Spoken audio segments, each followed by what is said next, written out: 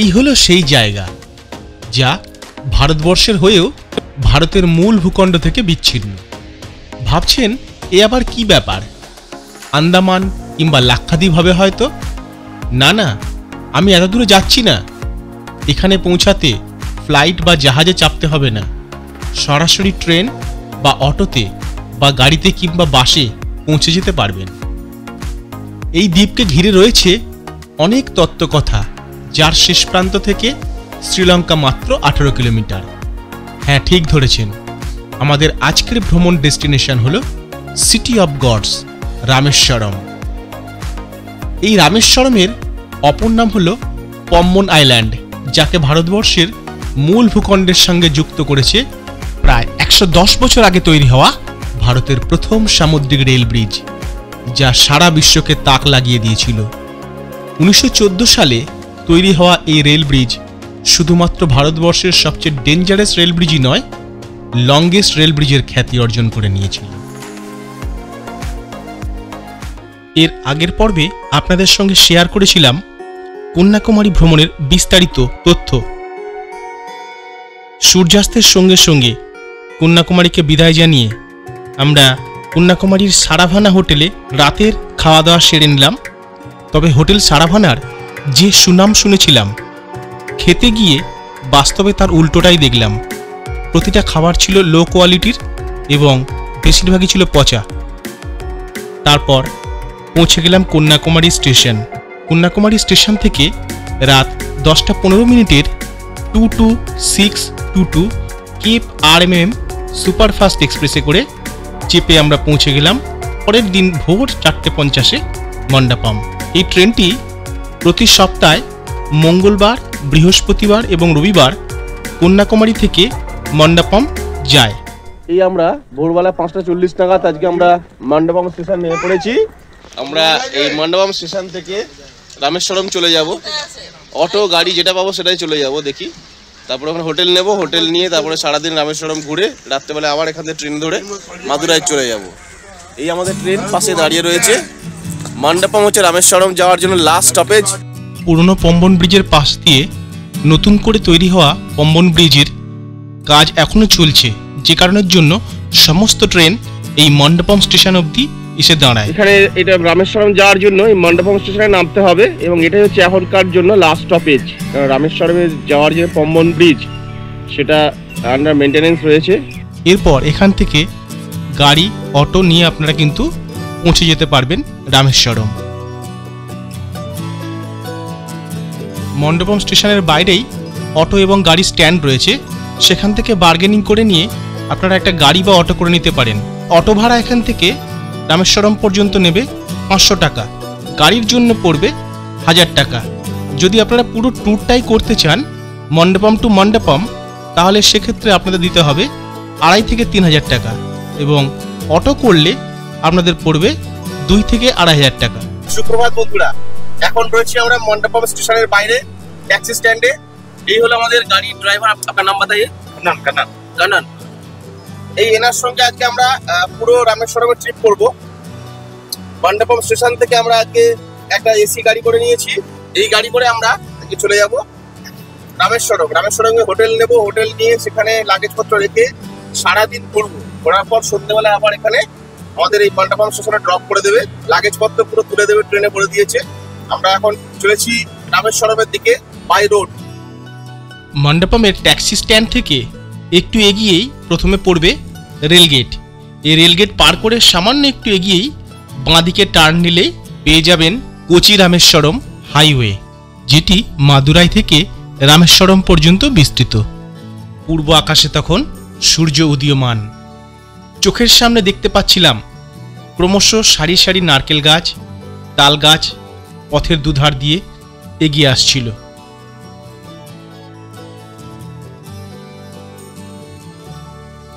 রাস্তা ধরে আমরা ক্রমশ এগিয়ে চললাম সমুদ্রের ভেতরে পম্বন ব্রিজের দিকে।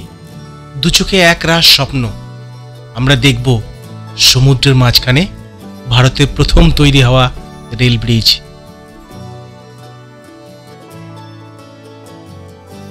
এই যে সামনে দেখুন পুরনো রেলওয়ে ব্রিজ, যে রেলওয়ে ব্রিজ দিয়ে আমাদের ট্রেন যাওয়ার কথা ছিল। ওই যে সামনে দেখুন ক্যান্টিলিভার ব্রিজ রয়েছে, ওখানে ব্রিজটা সম্পূর্ণ খুলে যায়, পুরো খুলে যায়। যখন জাহাজ যায় তলা দিয়ে পুরো ব্রিজটা খুলে যায়।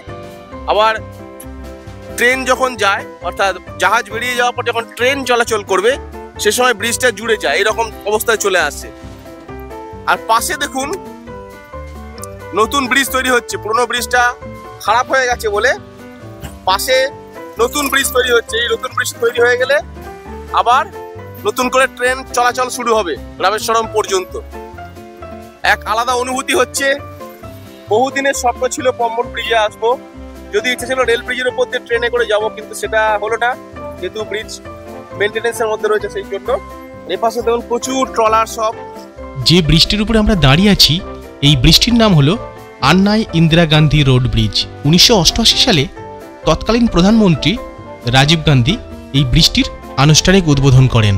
পম্বন ব্রিজের বাঁ দিকে বঙ্গোপসাগর এবং ডান দিকে হলো মান্নার উপসাগর।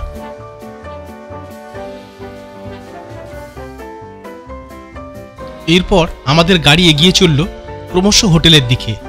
হোটেলটি ছিল রামানাথার স্বামী টেম্পলের একদম পাশে।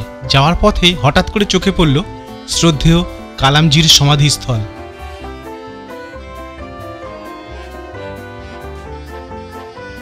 না, আমরা আগে থেকে কোনো রকম রুম বুক করে যাইনি, আমরা ওখানে গিয়েই এক এক করে খোঁজ নিয়ে হোটেল নিয়েছিলাম। একদমই মন্দিরের কাছে আজকে আমরা রুম নিয়েছি, হোটেল ওয়েস্ট গেট। এই হোটেলে আমরা রুম নিয়েছি আজ। এই হোটেলে আমরা একটি এসি রুম নিয়েছিলাম যার ভাড়া পড়েছিল 1200 টাকা। হোটেলে একটু ফ্রেশ হয়ে পাশে পাঞ্জাবি রেস্টুরেন্ট থেকে ইডলি বড়া চা খেয়ে বেরিয়ে পড়লাম রামেশ্বরম ঘুরে দেখতে। যেহেতু রামেশ্বরম মন্দিরে 6:30 পর্যন্ত স্ফটিক দর্শন হয়, তাই আমাদের সেটা দেখা সম্ভব হলো না। তাই আমরা প্রথমেই চলে গেলাম রামারপদম মন্দিরে। একটা ইনফরমেশন আপনাদের দিয়ে রাখি, এখানে সাইট সিনের জন্য স্পট অনুযায়ী বিভিন্ন রেট চার্ট আছে। রামেশ্বরম মন্দিরের কাছ থেকে যদি অটো ভাড়া করেন তবে 16টি স্পটের জন্য 1500 টাকা নেয় এবং 12টি স্পটের জন্য নেবে 1200 টাকা। আর গাড়ি করলে আপনার থেকে নেবে সারাদিনের জন্য 2500 টাকা। এক্ষেত্রে আপনারা ইচ্ছা করলে মণ্ডপম থেকে বাসে অথবা অটোয় করে রামেশ্বরম প্রথমে চলে আসতে পারেন, তারপর এখানে এসে দরদাম করে অটো বা গাড়ি নিয়ে নিতে পারেন। আমরা রামেশ্বরমের সাইট সিন করতে বেরিয়ে পড়েছি। পাশে মেঘলা ওয়েদার রয়েছে, যে কারণে খুব বেশি গরম লাগছে না। আমাদের রামেশ্বরম সাইট সিনের প্রথম গন্তব্যস্থল হলো রামারপদম বা রামপদম। এই রামারপদম যাওয়ার পথে আমরা দেখে নিয়েছিলাম বহু প্রাচীন দূরদর্শন কেন্দ্র। বিশাল বড় একটি টাওয়ার, পুরনো দূরদর্শন চ্যানেলের টাওয়ার এটা রামেশ্বরমে। এর সামনে হচ্ছে গেট। এই গেটে দেখা যাচ্ছে অফিস পুরো বন্ধ, তালা মারা। এই যে অফিস একেবারে বন্ধ হয়ে গেছে, আর কোনো অ্যাক্টিভিটি নেই। এই বিরাট যে টাওয়ার রয়েছে দূরদর্শন চ্যানেলের যে টাওয়ার, এখন পুরোপুরি বন্ধ। এটা দেখে নিতে পারেন, আসলে প্রথমেই দেখে নেবেন। এইটা এখানে একটা রীতি প্রচলিত আছে, বিয়ের আগে বড় বড় ব্যানার লাগায়। এরকম বড় বড় সব ব্যানারের মধ্যে সমস্ত ফ্যামিলির বন্ধুদের নিয়ে ফটো সাজায়, ফটো মানে ফটো ছাপায়, ছাপিয়ে এরকম ব্যানার টানায়। ऐसा करता है क्यों करता है ये चैनल? मैरिज का ना, मेरे के दोस्त का पोस्टर है ना। अच्छा, ये आदमी का बिना मैरिज का भाई, हाँ वो लड़के ना, अच्छा पूरा दोस्त है। আচ্ছা আচ্ছা, পুরো ফ্যামিলি কা পিকচার দিয়ে দেয়। এখানকার কালচার তাহলে একটা জিনিস জানতে পারলাম, বিয়ের আগে কিন্তু বিরাট বড় একটা পোস্টারিং হয় এবং বিরাট বড় একটা ব্যানারের মধ্যে সেই পুরো ফ্যামিলির ছবি আটকানো হয় এখানে। এই যে সামনে রামারপদম, এই যে সামনে মন্দির, এই আমরা এসে গেলাম রামারপদম। এই পেছনে আমার সাইনবোর্ড রয়েছে, এগুলো লেখা আছে রামারপদম। এখান থেকে পম্বন ব্রিজ 15 কিলোমিটার। এই রাস্তা দিয়ে এগিয়ে যেতে হবে রামারপদমের দিকে। রামারপদম যে মন্দির, রামারপদম রামেশ্বরম মূল শহর থেকে 1.5 মাইল উত্তর পূর্বে গন্ধমাদন পর্বত নামে একটি পাহাড় অবস্থিত। গন্ধমাদন পর্বতের এই শিখরটি রামেশ্বরমের সবচেয়ে উঁচু জায়গা হিসেবে মানা হয়। এখানে 2টি ধাপ রয়েছে, যার উপরের ধাপে রয়েছে শ্রীরামচন্দ্রের চরণ চিহ্ন। সমুদ্র লঙ্ঘন করার জন্য হনুমানজি এই পর্বতের উপর থেকেই লাফ মেরেছিলেন। পরবর্তীতে শ্রীরামচন্দ্র এবং লক্ষণ লঙ্কায় সীতা উদ্ধারে যাওয়ার আগে এইখানেই সমগ্র সেনা সংগঠিত করেছিলেন। এই পর্বতের উপর একটি সুন্দর মন্দির নির্মাণ করা হয়েছে, যেখানে ভগবান শ্রীরামচন্দ্রের চরণ চিহ্নের পুজো করা হয়। এই মন্দিরের অপর নাম হলো পাদুকা মন্দির। এই মন্দিরের ভেতরে কোনো রকম ফটোগ্রাফি এবং ভিডিওগ্রাফি অ্যালাউ নেই। এই মন্দিরের চতুর্দিকের প্রাকৃতিক সৌন্দর্য অপরিসীম, অসম্ভব সুন্দর। বহু দূর দূর থেকে পর্যটকরা এখানে এই প্রাকৃতিক সৌন্দর্য আস্বাদন করতে আসেন। এখানে নিজের চোখে শ্রীরামচন্দ্রের চরণ চিহ্ন চাক্ষুষ করে ফিরে চললাম পরবর্তী গন্তব্যস্থলে, কোথান্ডা রামার টেম্পল। রেলওয়ে স্টেশন ডান দিকে। যাওয়ার পথে দেখে নিতে পারেন নতুন করে সেজে ওঠা রামেশ্বরম রেলওয়ে স্টেশনটি। মুষলধারে বৃষ্টি চলছে এখানে, আর সমুদ্র, শান্ত সমুদ্র। দুপাশে সমুদ্র আর মাঝে পুরো তেলের মতো কালো পিচের ঝাঁ চকচকে রাস্তা দিয়ে আমরা পৌঁছে গেলাম কোথান্ডা রামার টেম্পল। আমাদের ওখানে যেমন মাঠে জলাশয় থাকে, রাস্তার পাশে দুপাশে মাঠ, বর্ষাকালে ডুবে গেলে যেমন দেখতে লাগে, এখানে সমুদ্র চলে এসে সেরকম লাগে। এই হলো চতুর্দিকে সমুদ্র, সমুদ্রের জল চতুর্দিকে দেখতে পাওয়া যাচ্ছে। সমুদ্রের জল, ছোট ছোট ছোট ছোট সব দ্বীপ দেখতে পাওয়া যাচ্ছে, সব পাথরের দ্বীপ জেগে রয়েছে। আর এই ঠিক সমুদ্রের মাঝখানে এখানে একটি ছোট্ট একটি মন্দির রয়েছে, যে মন্দিরের নাম হচ্ছে কোথান্ডা রামার টেম্পল। সামনে বোর্ড রয়েছে, চলুন ভেতরের দিকে যাওয়া যাক। বিভীষণ ছিলেন রাবণের সহোদর ভাই। রাবণ যখন সীতাহরণ করেন, বিভীষণ তখন সেটা মেনে নেননি। রাবণকে বলেন এটি খুবই অপরাধ, সীতাকে রামের কাছে ফিরিয়ে দিন। রাবণ তাতে রেগে গিয়ে ভরা রাজসভায় বিভীষণকে অপমান করেন এবং লঙ্কা থেকে বের করে দেন। নির্বাসিত বিভীষণ এসে শ্রীরামের সঙ্গে সাক্ষাৎ করেন এবং এই স্থানে শ্রীরাম তাকে প্রতিশ্রুতি দেন যে লঙ্কা জয়ের পর তিনি বিভীষণকে লঙ্কার রাজা হিসেবে প্রতিষ্ঠিত করবেন। এবং পরবর্তীতে এইখানে এই কোথান্ডা রামার টেম্পল তৈরি হয়। এইখানেই শ্রীরামচন্দ্র বিভীষণের পট্টাভিষেক করেছিলেন। কোথান্ডা কথার অর্থ হলো ধনুষ। এখানে শ্রীরামচন্দ্রকে ধনুষ হাতে দর্শানো হয়েছে বলে এই জায়গার নাম কোথান্ডা রাম। ভেতরে রাম, সীতা এবং লক্ষ্মণের মূর্তি প্রতিষ্ঠিত আছে। ভেতরে একটি জটায়ু মন্দিরও আছে।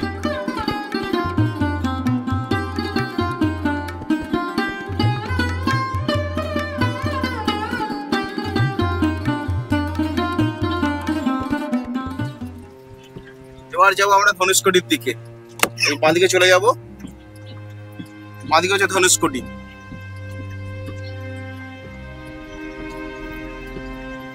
অ্যাকচুয়ালি কিন্তু আমরা সমুদ্রের মাঝখানে রয়েছি।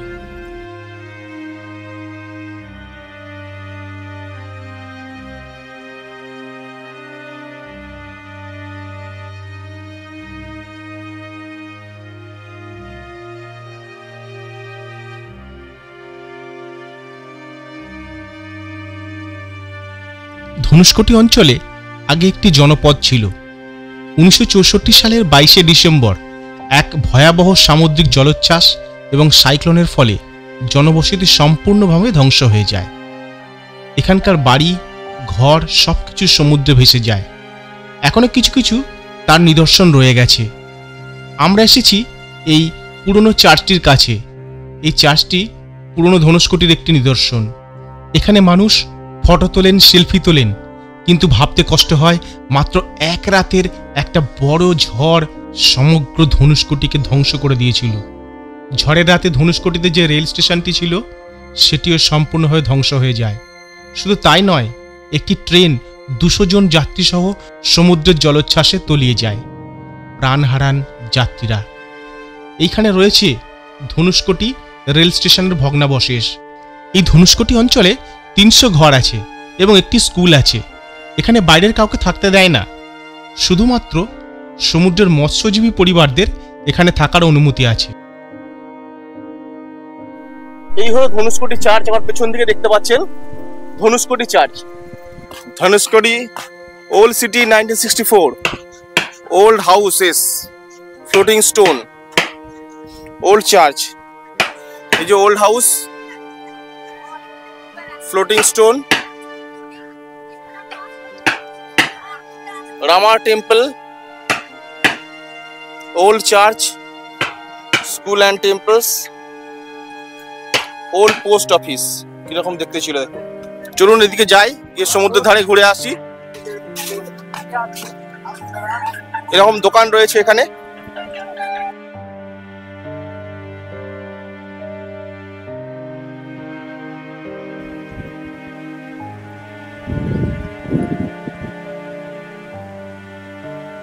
একটা শেড মতো পাওয়া গেছে, শেডের তলা দাঁড়িয়ে পড়লাম। নিচে ধনুষকোটির লাইট হাউস সামনে।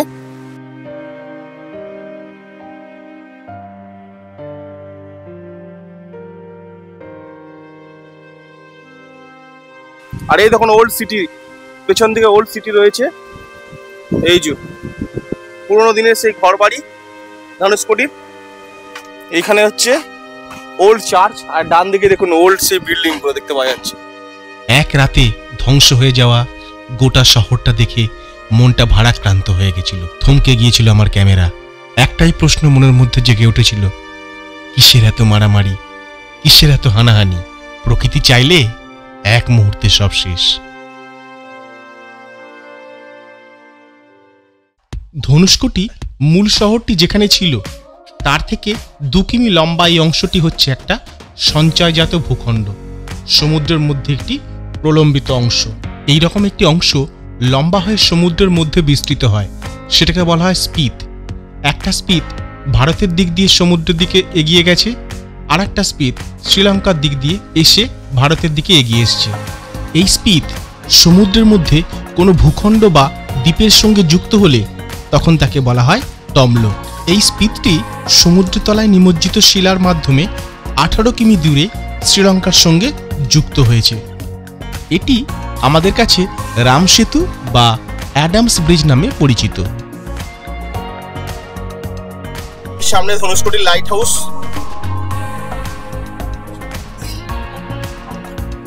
চলুন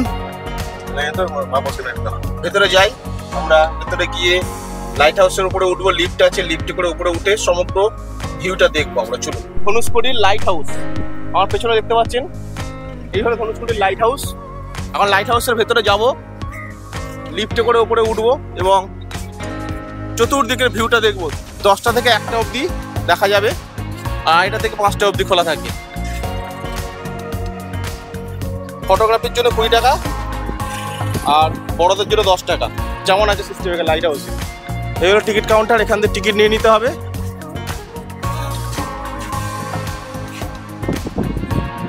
এখানে টিকিট নিয়ে নিতে হবে। এই পেছনে লাইট হাউস, আর এই যে টিকিট কেটে নিলাম পার হেড 10 টাকা করে। ক্যামেরার জন্য, ভিডিও ক্যামেরার জন্য 25 টাকা, স্টিল ক্যামেরার জন্য 20 টাকা। এই লাইট হাউসে লিফট রয়েছে, উপরে উঠতে কোনো রকম কষ্ট হবে না। চলুন ভেতরে যাওয়া যাক। এই সামনে লিফট আছে, লিফট থেকে আমরা ধনুষকোটির চতুর্দিকটা দেখে নেব। পাখির চোখে আমরা সমগ্র ধনুষকোটিকে দেখে নেব। চলুন।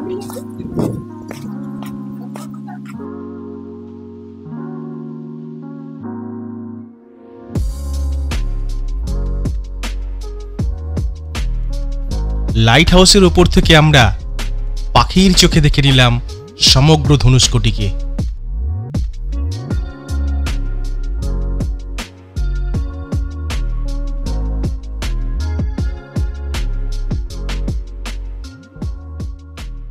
রাম সেতুর দিকে এগিয়ে চলেছি। ধনুষকোটির শেষ প্রান্তে গিয়ে রাম সেতু দেখতে পাবো আমরা। ক্রমশ এগিয়ে চলেছি। ওপর থেকে, টাওয়ার থেকে, মানে লাইট হাউস থেকে আমরা ওপর দিয়ে দেখলাম, এত সুন্দর লাগছিল না, মানে অবাক করা পুরো। দারুণ সুন্দর, দারুণ। আপনাদের দেখিয়ে দেবো উপর থেকে কিরকম ভিউ লাগছিল। দারুণ সুন্দর জায়গা। দক্ষিণ ভারত বেড়াতে এলে রামেশ্বরম কিন্তু অবশ্যই আসবেন। অসাধারণ জায়গা, অসাধারণ জায়গা। এখানে না এলে কিন্তু দক্ষিণ ভারতে অর্ধেক ঘোরা কিন্তু ইনকমপ্লিট থেকে যাবে।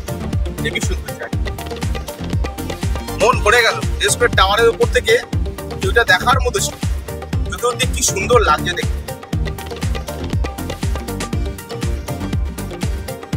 রাস্তাটা এত সুন্দর যে এক মুহূর্ত ক্যামেরা বন্ধ করতে ইচ্ছা করছে না, প্রতিটা মুহূর্তে ক্যাপচার করতে ইচ্ছা করছে। টানা আমি কিন্তু রেকর্ড করে চলেছি। এই হলো ইন্ডিয়ান নেভি, বাঁদিকে দাঁড়িয়ে রয়েছে কোস্টাল গার্ড, ইন্ডিয়ান নেভি।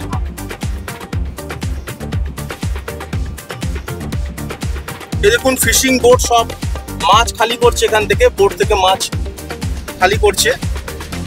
আমরা সামনে দিয়ে ক্রমশ এগিয়ে চলেছি। দেখুন ঠিক এই যে রাস্তা, রাস্তার দুপাশে জল, আর এই রাস্তা বরাবর সামনে এগিয়ে চলেছি। দারুণ একটা ফিলিং হচ্ছে, এত সুন্দর জায়গা দেখতে পাবো কল্পনা করতে পারিনি। আপনাদের সঙ্গে শেয়ার করলাম এই সমস্ত ভিডিও, কেমন লাগছে আপনারা কমেন্ট করে অবশ্যই জানাবেন। এই যে ডান দিকে নীল রঙের সমুদ্র দেখতে পাচ্ছেন, এটি হলো মান্নার উপসাগর। আর বাঁ দিকের যে সবুজ রঙের জল দেখতে পাচ্ছেন, ওটি হলো বঙ্গোপসাগর।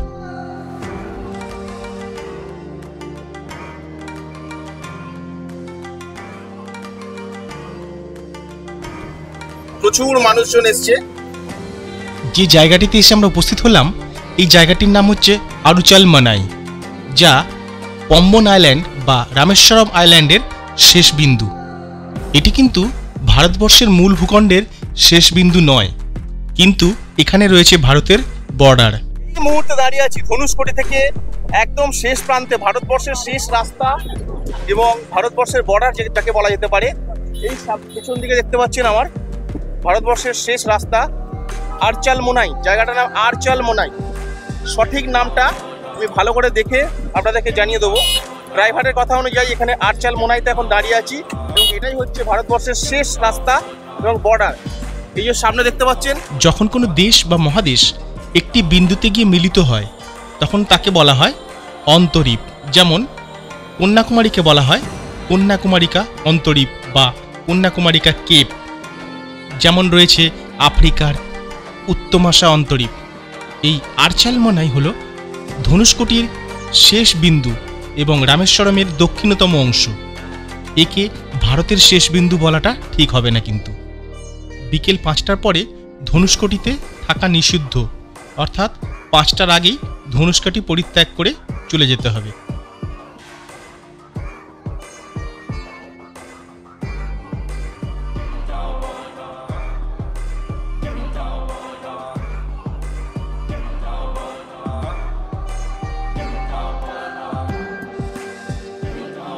ধনুষকোটির এই শেষ বিন্দু থেকে শ্রীলঙ্কা মাত্র 18 কিলোমিটার দূরত্বে অবস্থিত। এখান থেকে দূরবীন দিয়ে অথবা কোনো এসএলআর ক্যামেরায় জুম করে দেখলে শ্রীলঙ্কার টাওয়ারটি দেখতে পাওয়া যায়। এখান থেকে রামসেতুকে খুব পরিষ্কারভাবে দেখতে পাওয়া যায়।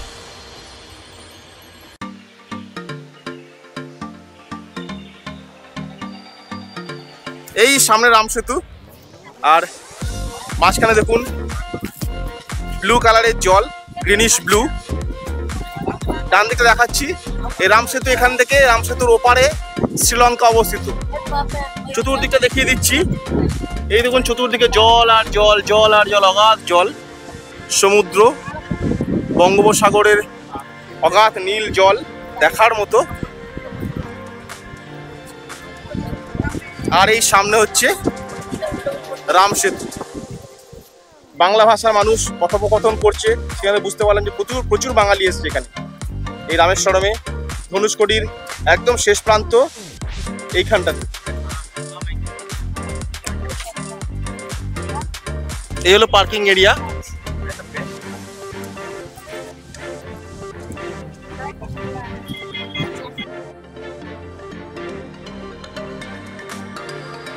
যেহেতু এটি একটি কোস্টাল এরিয়া, তাই ড্রোন ওড়ানো সম্ভব হলো না, পারমিশন নেই, ড্রোন নট অ্যালাউড। এই কারণের জন্য দাঁড়িয়ে ভিডিও করতে হলো, ড্রোন ওড়াতে পারলাম না।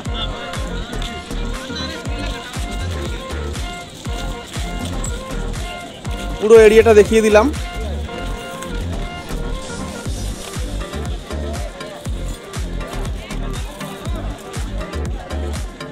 দূরে শ্রীলঙ্কাও দেখা গেল, শ্রীলঙ্কার বর্ডারের যে লাইট হাউস সেটা দেখতে পাওয়া গেল। এখানে আসলে অবশ্যই সানস্ক্রিন মেখে আসবেন আর ছাতা নিয়ে ব্যবহার করবেন। আমি এত ক্যামেরা নিয়ে আর এই ছাতা সামলাতে পারিনি বলে ছাতা নিয়ে নিই, এর মধ্যেই চলেছি। তাপের মধ্যে, প্রচন্ড তাপের মধ্যে এইভাবে ক্যামেরা করেছি, ভিডিও করেছি। চলুন যা যাক, কি করা যাবে আর, রোদ ঝড় বৃষ্টি গরম সবই সহ্য করতে হবে। দুপাশের সমুদ্র, আর এই ধনুষকোটি থেকে আমরা এখন এগিয়ে চললাম রামেশ্বরমের দিকে। বলে রাখি, এখানে ধনুষকোটিতে দুপাশে দেখবেন ছোট ছোট গুমটির মতো সব দোকান রয়েছে, সেখানে মাছ, চিংড়ি, ক্র্যাব সমস্ত বিক্রি হয়। যদি ওয়েদার বা সুইটেবল কন্ডিশন মনে করেন তাহলে বসে খেতে পারেন। ফ্রেশ মাছ ছিল, একদম সমুদ্রের টাটকা মাছ রাখা ছিল। এত সুন্দর লাগলো আমাদের এই দক্ষিণ ভারত ভ্রমণ, সারা জীবন মনে থাকবে। প্রতিটা জায়গা এত সুন্দর লাগলো, ভাষায় বর্ণনা করতে পারবো। সমস্ত জায়গার ভিডিও আপনাদের সঙ্গে শেয়ার করবো একে একে, আপনারা দেখতে থাকুন, আমাদের সঙ্গে থাকুন। আর হ্যাঁ, ভিডিও শেষে কিন্তু লাইক শেয়ার কমেন্ট অবশ্যই করবেন, যাতে আমাদের চ্যানেল একটু বুস্ট হয়, যাতে আরো কাজ করার প্রেরণা তৈরি হয়। আর যারা এখনো সাবস্ক্রাইব করেননি তাদের একটা বিশেষ অনুরোধ, আমাদের চ্যানেলটা সাবস্ক্রাইব করে নেবেন, যাতে আরো স্মুথ হয় আমাদের পথ চলাটা। রামেশ্বরমে আমরা আরিয়াস যে হোটেল রয়েছে সেই হোটেলে খেতে এসেছি দুপুরবেলা। এই গরম গরম ভাত পড়ছে, হট হ্যাঁ না, গরম। এই হলো দুপুরবেলা মধ্যাহ্নভোজের খাবার, আরিয়াস হোটেল মনে রাখবেন, এখানকার সাউথ ইন্ডিয়ান খাবার, দুপুরবেলা মিল। আমরা চলেই এসেছি মাননীয় ডক্টর এপিজে আব্দুল কালামের বাড়ির কাছাকাছি। বাড়িতে যাব এবং দেখব, নিজের চোখে সামনে থেকে বাড়ি দর্শন করব, এটা বহুদিনের ইচ্ছা ছিল, সে স্বপ্ন সফল হতে চলেছে। আর একটুখানি পথ গেলেই কিন্তু আমরা পৌঁছে যাবো ডক্টর এপিজে আব্দুল কালামের বাড়িতে।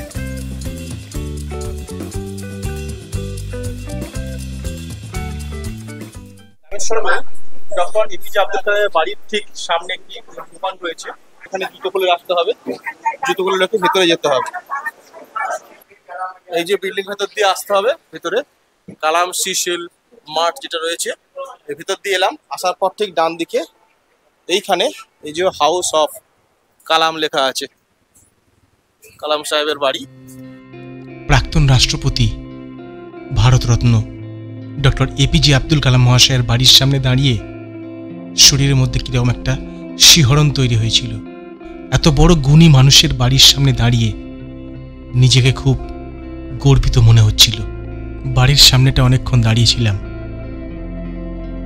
এটাই অনুভব করছিলাম 1931 সালের 15ই অক্টোবর এই বাড়িতেই কালাম সাহেব জন্মগ্রহণ করেন এবং এখানেই তিনি শৈশব কাটিয়ে বড় হয়েছেন। এই বাড়িটি বর্তমানে মিউজিয়ামে পরিণত হয়েছে। আচ্ছা, ভিডিও এবং ফটোগ্রাফি অ্যালাউ নেই, যে কারণের জন্য দেখাতে পারলাম না, সম্ভব হলো না।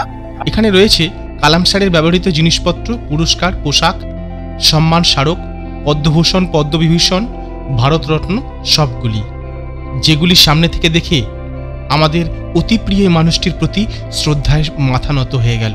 পোলার স্যাটেলাইট লঞ্চ ভেহিকেল কালাম স্যারের হাত ধরে ভারতকে মহাকাশ গবেষণায় অনেক এগিয়ে নিয়ে গেছে। তাছাড়া পৃথ্বী, অগ্নি, নাগা, ব্রহ্মা বিভিন্ন মিসাইলগুলি বর্তমানে ভারতকে অন্যতম শক্তিধর দেশে পরিণত করেছে। সেসব মিসাইলগুলি নমুনা বা রেপ্লিকা এখানে রাখা রয়েছে। রামেশ্বরম এলে এটা যদি না দেখেন তাহলে কিন্তু অনেক কিছু মিস করবেন, এটা অবশ্যই রেকমেন্ডেড রইল। রামেশ্বরমের শ্রীকৃষ্ণ মন্দির, রাধাকৃষ্ণ মন্দির, এই যে সামনে শিল্পের মূর্তি করে রাখা আছে এবং সেই সমুদ্র মন্থনের সময় যে দৃশ্য, সেই দৃশ্য ফুটিয়ে তুলেছে সামনে, একদম গেট বানিয়েছে এটা দিয়ে। ভেতরে রয়েছে রাধাকৃষ্ণ মন্দির, চলুন ভেতরে যাই, দেখে আসি।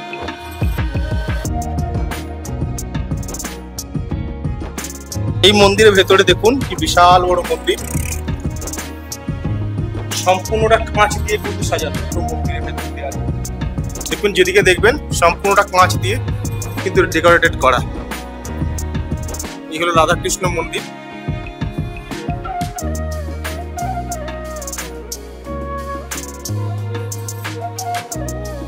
রামেশ্বরম বেড়াতে এলে সাইট সিনের সঙ্গে সঙ্গে আপনারা এই মন্দির দর্শন করতে পারেন। এখানে একই জায়গায় অনেকগুলো মন্দির রয়েছে। এখানে যেমন দেখালাম রাধাকৃষ্ণ মন্দির, তার পাশেই রয়েছে এখানে নটরাজ মন্দির। এই দেখুন ঠিক পাশেই রয়েছে নটরাজ মন্দির। সামনেটা দেখুন খুব সুন্দর কাজ করেছে।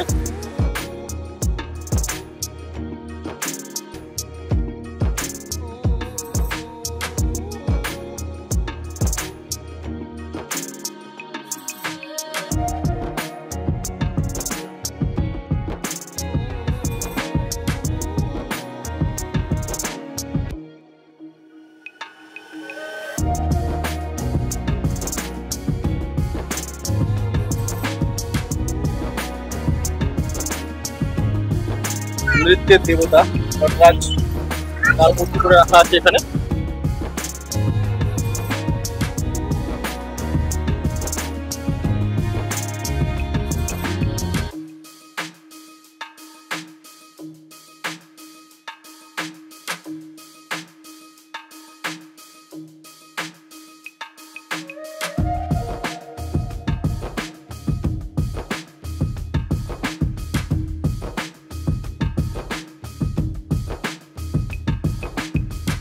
নটরাজ মন্দির দেখলাম, তার ঠিক উল্টো দিকে এখানে রয়েছে ফ্লোটিং স্টোন। এই দেখুন দেয়ালে ছবি আঁকা আছে। রাম সেতু বানানোর সময় যে স্টোন ব্যবহার করেছিল সেই স্টোন রয়েছে এখানে। আচ্ছা, মোবাইল ফোন এবং এ নট অ্যালাউড বলছে। ভেতরে গিয়ে দেখবো এবং আপনাদের এসে বলবো যে কি রয়েছে না রয়েছে। পঞ্চমুখী হনুমান মন্দির। এই মন্দিরে দুটি মূর্তি রয়েছে, একটি 15 থেকে 20 বছরের, আরেকটি 500 থেকে 600 বছরের পুরনো। ভেতরের মূর্তিটিকে সিঁদুর দিয়ে সাজানো হয়। এই মন্দিরের ভেতরেই আপনারা ফ্লোটিং স্টোন দেখতে পারবেন, যার ওজন একটির 36 কিলো আর একটির ওজন 45 কিলো। এরপর দেখে নিন রামকুণ্ড বা রামতীর্থম। কথিত আছে রাবণ নিধনের পর শ্রীরামচন্দ্র এই কুণ্ডেই স্নান করেছিলেন। রামেশ্বরমে আমরা বেশ অনেকগুলো পয়েন্টে দেখে ফেললাম, আর বাকি রয়েছে ডক্টর এপিজে আব্দুল কালামের সমাধিস্থল, সেটা আমরা ভিজিট করব। সমাধিস্থল দেখার পর আমরা দেখব রামনাথ স্বামী টেম্পল ঘাট। ওটা 4টের পরে খুলবে, 4টের পরে দেখার সুযোগ পাবো। এই মুহূর্তে দাঁড়িয়ে আছি রামেশ্বরমের বিখ্যাত একটি স্থান, ডক্টর এপিজে আব্দুল কালামের সমাধিস্থল। তার সামনে দাঁড়িয়ে আছি। ভিডিওগ্রাফি বা ফটোগ্রাফি ওরকম অ্যালাউ নয়, যে কারণের জন্য বাইরে থেকেই দেখিয়ে দিতে হচ্ছে। ভেতরে যাব, গিয়ে দেখে আসবো কি আছে না আছে, তারপরে এসে আপনাদের জানাবো। তবে একটা জিনিস বলে রাখি, রামেশ্বরম খুব ছোট জায়গা, একদিনের জন্য হচ্ছে এনাফ সময় সমস্ত রামেশ্বরমের বিভিন্ন জায়গা ঘুরে দেখে নেওয়ার জন্য। আমাদের কোনো অসুবিধাই হয়নি। রুম থেকে বেলা 10টায় বেরিয়েছি, বেলা 10টায় বেরিয়ে চা খেলাম, খাবার দাবার টুকটাক খেলাম, খাওয়া দাওয়া করার পর বেরিয়ে এতগুলো পয়েন্ট করলাম, কোনো রকম সময় বেশি লাগেনি। মানে অ্যাকচুয়ালি অনেকগুলো পয়েন্ট কাছাকাছি রয়েছে, ধনুষ্কটির একটু দূরে সেটা যেতে হয়, এমন কিছু সময় বেশি লাগে না। Sir APJ Abdul Kalam Memorial কি যে অপূর্ব তা ভাষায় প্রকাশ করা সম্ভব নয়। তিনি একদিকে যেমন ভারতের প্রাক্তন রাষ্ট্রপতি, অন্যদিকে ছিলেন মিসাইল ম্যান নামে পরিচিত। তিনি শিলংয়ে লাস্ট স্পিচ দিতে দিতে পড়ে যান এবং পরের দিন জীবনাবসান ঘটে। সেই সময় তিনি সঙ্গে যা যা জিনিস নিয়ে গেছিলেন সংরক্ষিত করে রাখা আছে। বিশ্ববরেণ্য ভারতরত্ন আজ শায়িত থাকলেও তার জন্য চোখের কোণে জলও বাদ মানে না। এখানে প্রবেশ মূল্য নেই, তবে জুতো খুলে ক্যামেরা, ব্যাগ সমস্ত কিছু বাইরে রেখে তবে ভিতরে প্রবেশ করতে হয়। বাইরে থেকে চতুর্দিকটা দেখিয়ে দিচ্ছি।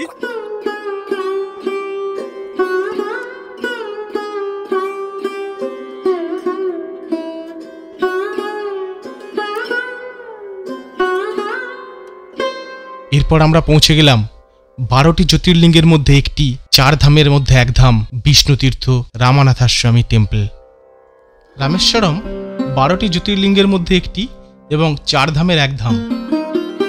অন্যদিকে এখানে শ্রীরামচন্দ্র হলেন বিষ্ণুর অবতার, তাই এটি বিষ্ণু তীর্থও বটে।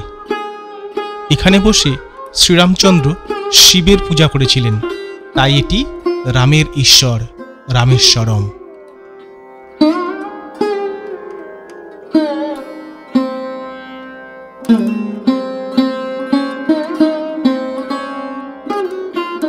রামানাথাস্বামী মন্দিরে 4টি দরজা আছে। এর মধ্যে পূর্ব দিকের যে দরজা সেটি হলো মুখ্য দরজা।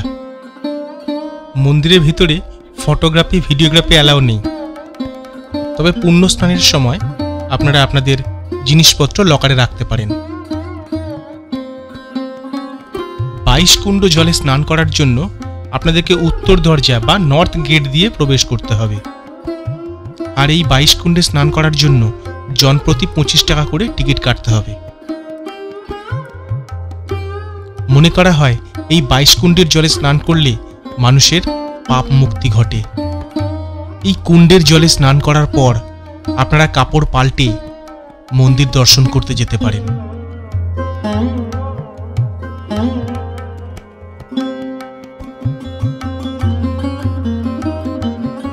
কথিত আছে রাবণের সঙ্গে যুদ্ধের আগে শ্রীরামচন্দ্র এইখানেই বসে বালির তৈরি জ্যোতির্লিঙ্গ স্থাপন করেন এবং এখানেই তিনি শিবের তপস্যা করেন।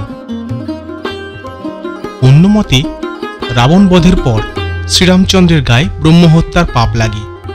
শ্রীরাম তখন এইখানে শিবের প্রতিষ্ঠার জন্য হনুমানকে কৈলাসে পাঠান। হনুমানের ফিরে আসতে বিলম্ব হওয়ায় মাতা সীতা বালি দিয়ে একটি শিবলিঙ্গ তৈরি করেন এবং সেটি শ্রীরামচন্দ্র পূজা করেন। হনুমান কৈলাস থেকে শিবলিঙ্গ নিয়ে ফিরে আসলে তার সেই শিবলিঙ্গ এখানে পুজো করা হয় এবং যেটি হনুমদীশ্বর নামে পরিচিত হয়।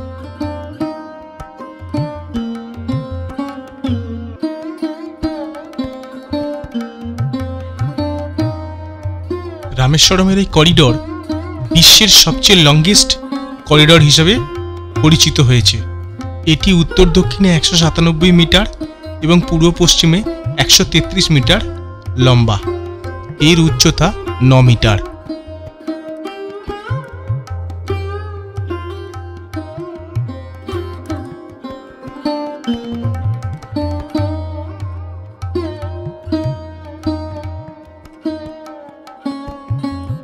মন্দিরের পেছন দিকে রয়েছে অগ্নিতীর্থম।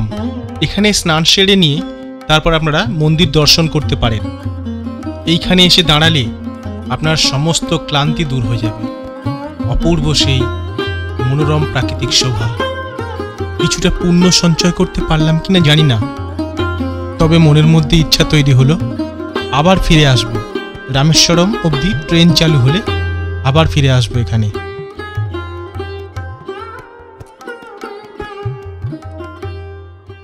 রাতের বেলায় পম্বন ব্রিজের ছবি দেখুন। লাইট জ্বালিয়েছে, লাইটে লাইটে সুসজ্জিত হয়ে রয়েছে, অসম্ভব সুন্দর লাগছে। এই পম্বন ব্রিজ, রামেশ্বরমের যাওয়ার পথে যে পম্বন ব্রিজ, রাত্রেবেলায় অসম্ভব সুন্দর লাগছে। ব্রিজটা দেখুন আলোয় আলোয় আলোকিত হয়ে রয়েছে। নতুন ব্রিজটাতে আলো লাগানো হয়েছে, আর এই পুরনো ব্রিজটা হচ্ছে এই পাশে রয়েছে। পুরনো ব্রিজ এখন বন্ধ, নতুন ব্রিজের কাজ চলছে। এই হলো পম্বন ব্রিজ, নতুন পম্বন ব্রিজ। রামেশ্বরম থেকে মণ্ডপম যাওয়ার পথে এইরকম একটি চায়ের দোকানে এলাম। রোডের পাশে, এই যে মেন রোড, এই রোডের পাশেই চায়ের দোকান রয়েছে। এখান থেকে চা নিচ্ছি, মাত্র 12 টাকা করে চা। চা খাওয়া হোক, মনটা ফ্রেশ হয়ে যাবে, ভালো লাগবে। ট্রেনে ওঠার আগে একটু চা পান করা যাবে। এই যে চা, 3খানা চা নিলাম আমরা। क्या नाम है आपका? चाय। What is your name? Muttu. আচ্ছা আচ্ছা, এই আমরা চা নিলাম, 3টে চা এখানে একদম গরমা গরম চা নিয়ে আমরা খাওয়া দাওয়া করবো। আমরা নেমে পড়বো মাদুরাই। আর এই দাদারা এনারা চলে যাবেন কন্যাকুমারী। ওনাদের আজকে ট্রেন কন্যাকুমারী অবধি আছে। ওনারা কন্যাকুমারীতে কালকে কন্যাকুমারী দর্শন করবেন। ট্রেনেই পরিচয় হলো। বাঁকুড়ার বাসিন্দা এনারা, বীরভূম সাইডে, তাই তো? না, বাঁকুড়ার বাসিন্দা এনারা। এই মুহূর্তে আমরা মাদুরাই জংশন স্টেশনে এসে উপস্থিত হয়েছি। ঘড়িতে বাজে রাত 12টার সময় আমরা ট্রেন থেকে নামলাম। একটু এসকেলেটার আছে, এসকেলেটার দিয়ে ওপরে উঠে যেতে হবে, দিয়ে আমরা মীনাক্ষী মন্দিরের দিকে চলে যাব। একটা অটো নিয়ে নেবো, একদম কাছেই, 2 মিনিটের পথ, হোটেল ইন্টারন্যাশনাল। আমরা কিছু ট্রেনের নাম এবং নাম্বার দিয়ে দিলাম, আপনাদের উপকারে আসতে পারে। যদি হাওড়া থেকে মাদুরাই সরাসরি চলে যান, সেক্ষেত্রে 12665 হাওড়া কেপ সুপারফাস্ট এক্সপ্রেস ধরতে পারেন। এক্ষেত্রে মাদুরাই নেমে আপনাদেরকে বাসে অথবা গাড়ি রিজার্ভ করে রামেশ্বরম পৌঁছাতে হবে। আর হাওড়া থেকে ভায়া চেন্নাই মণ্ডপম বা রামেশ্বরম পৌঁছালে আপনাদের জন্য কিছু ট্রেনের নাম্বার দিয়ে দিয়েছি, এইভাবে টিকিট কেটে আপনারা যেতে পারেন। তবে বর্তমান ট্রেন মণ্ডপম পর্যন্ত পৌঁছাচ্ছে। বন্ধুরা, আমাদের রামেশ্বরম ভ্রমণ আপনাদের কেমন লাগলো তা অবশ্যই কমেন্ট করে জানাবেন। আর ভিডিওটি যদি ভালো লাগে তবে লাইক এবং শেয়ার করতে ভুলবেন না। আর যারা এখন আমাদের চ্যানেলটি সাবস্ক্রাইব করেননি তাদের কাছে বিশেষ অনুরোধ, তারা চ্যানেলটি সাবস্ক্রাইব করে নিন, যাতে পরবর্তী ভিডিওর ইনস্ট্যান্ট নোটিফিকেশান আপনার কাছে পৌঁছে যায়।